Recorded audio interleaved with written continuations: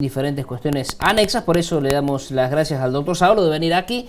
Oftalmólogo Eduardo, gracias, ¿cómo estás? Gracias, buen día, gracias por invitarme. Acá estoy, muy bien. Bueno, charlamos de varias cosas recién. Primero, ¿qué es el glaucoma como para puntapié inicial de la charla? Y el glaucoma es una enfermedad del nervio óptico en realidad, es una neuropatía óptica. Neuropatía es una enfermedad del nervio óptico, que su principal causa es el aumento de la presión intraocular. El gran problema que tenemos con esta enfermedad es que es una enfermedad silenciosa. Entonces el paciente no siente nada, no es que le duele el ojo, que ve borroso, o sea, le va a doler el ojo o va a ver borroso si la presión está muy alta ya, pero bueno, eso ya es otro tema que puede ser un glaucoma agudo. Pero en general esta enfermedad la diagnostica el oftalmólogo en el consultorio, por eso es tan importante los controles periódicos. Pero el paciente no tiene ningún síntoma, digamos, ¿no? Aquel que dice, bueno, tengo la presión ocular alta, ¿cómo se mide? ¿Qué es la presión ocular? ¿Dónde está, digamos? El ojo tiene un tono o una determinada presión, y eso está dada por un líquido que es el humor acuoso, que se forma dentro del ojo en una estructura que se llama cuerpo ciliar. Yo traje unas imágenes, no sé si se pueden ver, y hay otro lugar, ese humor acuoso tiene una función dentro del ojo. ¿Humor acuoso tiene algo que ver con humor vítreo que se utiliza en las autopsias? ¿Es lo mismo? El ojo tiene, por decirte así, dos líquidos. Uno en la parte anterior, que se llama humor acuoso, y otro en la parte posterior, que se llama humor vítreo. Ahí está. El humor vítreo es un líquido con 90% de contenido de agua y el resto fibrillas de ácido hialurónico y condroitín sulfato. Pero el humor acuoso, en cambio, es un líquido claro, transparente, que tiene la función de nutrir a las estructuras que baña, al cristalino y a la córnea. Entonces hay una circulación dentro del ojo. Ese líquido se forma en el cuerpo ciliar y sale a través de una rejillita en los 360 grados, en la unión del iris con la córnea, que se llama seno camerular. Y cuando esa rejillita, por distintas causas, ya sea pigmento, exfoliación capsular o diferentes sustancias, se ocluye, ese líquido no puede salir del ojo y la presión del ojo empieza a aumentar. Cuando esa presión empieza a aumentar, lo que daña es el nervio óptico, que es una estructura lábil y que vendría a ser el cable que une el ojo con el cerebro. Claro. Si bien el problema está en la parte anterior del ojo, lo que se daña está en el fondo de ojo, que es el nervio óptico. Hablamos, haces un gesto ampuloso, pero son milímetros. No. ¿De cuánto estamos hablando? Y allá están las imágenes. El nervio óptico no, es una estructura muy pequeñita que mide aproximadamente 1.5 milímetros. Lo que vemos de adentro del ojo es la cabeza del nervio óptico.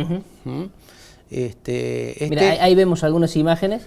Ese es un nervio, déjala ahí, mira, ese es un nervio óptico normal, donde vemos todo el centro ocupado por las fibras nerviosas, que son las fibras que forman la retina y que como un cable van hacia atrás a llegar al quiasma óptico y después al cerebro.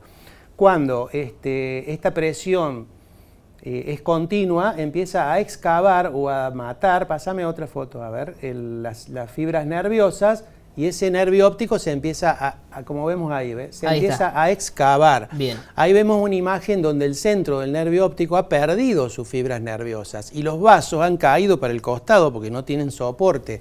Si le hacemos un corte a ese nervio óptico, lo vamos a ver como una ollita así porque ha perdido, y lo que nosotros mencionamos es que aumenta la excavación normal del nervio óptico. Esa foto que vemos es un nervio óptico muy dañado por el glaucoma. O sea, un paciente que ha estado muchos años con la presión elevada. Claro, y como no tiene síntomas y como por ahí no se da cuenta, no duele nada, cuando te das cuenta ya suele ser tarde, ¿no? De ahí la importancia de anualmente... Ahí se ve bien cómo es el ángulo o el seno camerular, que, bueno, nosotros tenemos un lente, que después hay otra foto, que nos permite ver esa estructura, que es la unión del iris con la córnea. Y ahí es por donde sale el líquido del ojo. Más abajo en la foto hay otra estructura, que es el cuerpo ciliar, que es donde se forma. Entonces hay una circulación de ese humor acuoso.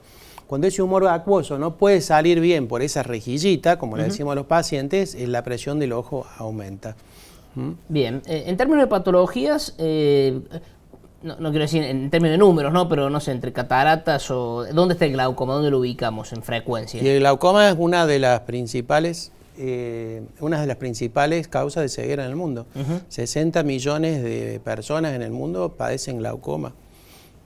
Y muchos no lo saben, por lo que estábamos hablando. Y por eso la concientización de una vez por año hacerse ver, ¿no? Claro, el mensaje es ese, o sea, justamente, si me permitís, como hablabas al principio, hoy es el Día Mundial del Glaucoma.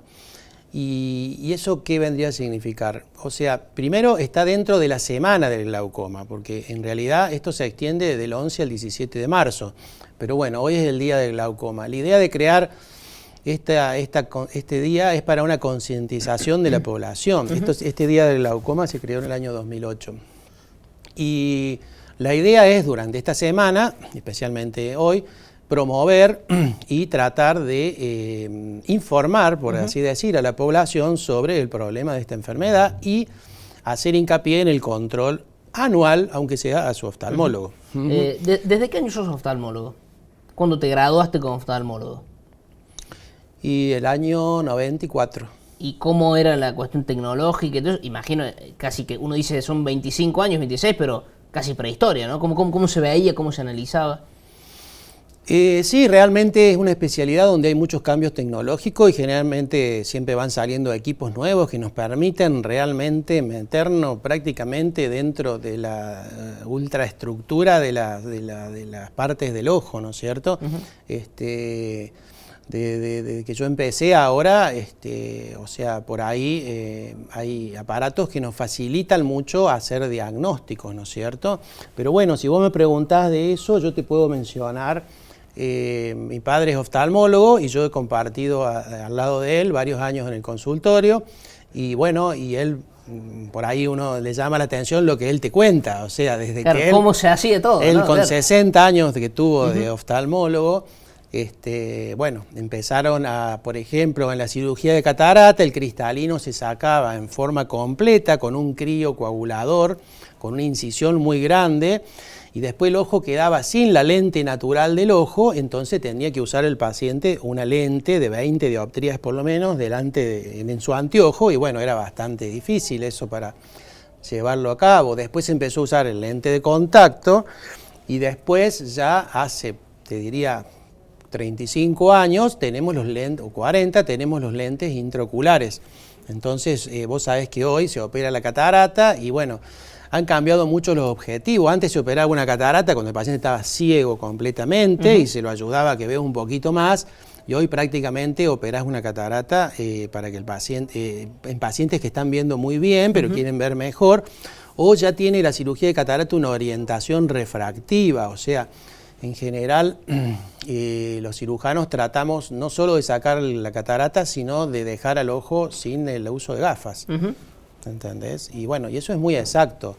Y realmente llama la atención en nuestra especialidad cómo ha avanzado la tecnología y cómo se ha aplicado todos los avances en computación y en imágenes para nuestra especialidad.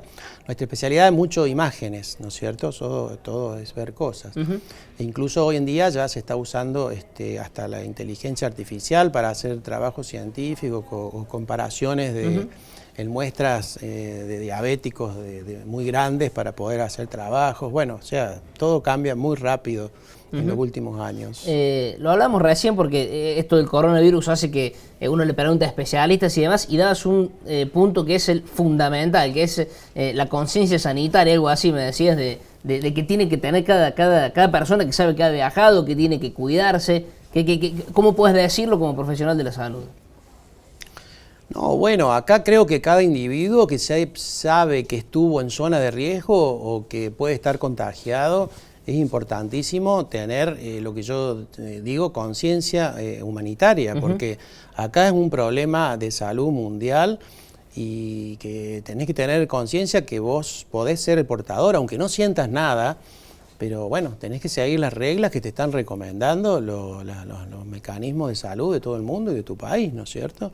Así que eso es muy importante. El paciente en general está asintomático y está contagiando, ¿no es cierto? Y me decías que un oftalmólogo chino que tuvo la enfermedad, que fue medio como que descubrió Y que la conjuntivitis puede ser un pequeñito síntoma, ¿no? Claro, esta enfermedad nueva, por así llamarla, uno de los signos es la conjuntivitis, el dolor de garganta, tos seca, fiebre, decaimiento general, pero es un poco distinto a otras gripes o influencias que por ahí tienen más secreción nasal o otros síntomas diferentes, ¿no? Al no tener droga ni nada, ni vacuna, es guardarte a que pase y listo, no tenés otra.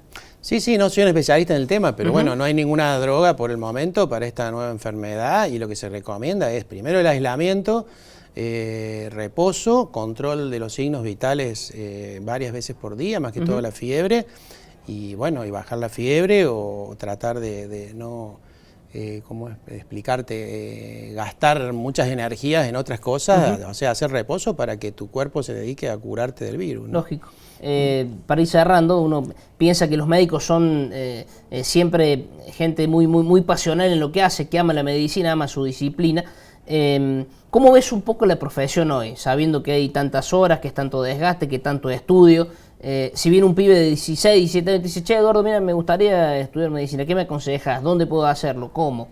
No, para estudiar medicina yo creo personalmente que tenés que tener la vocación primero, porque si sos médico y no te gusta, no vas a ser un buen médico. O sea, primero te tiene que gustar lo que haces, sentirlo. Y bueno, y generalmente el médico tiene una vocación de servicio hacia la sociedad o hacia la gente, ¿no es cierto?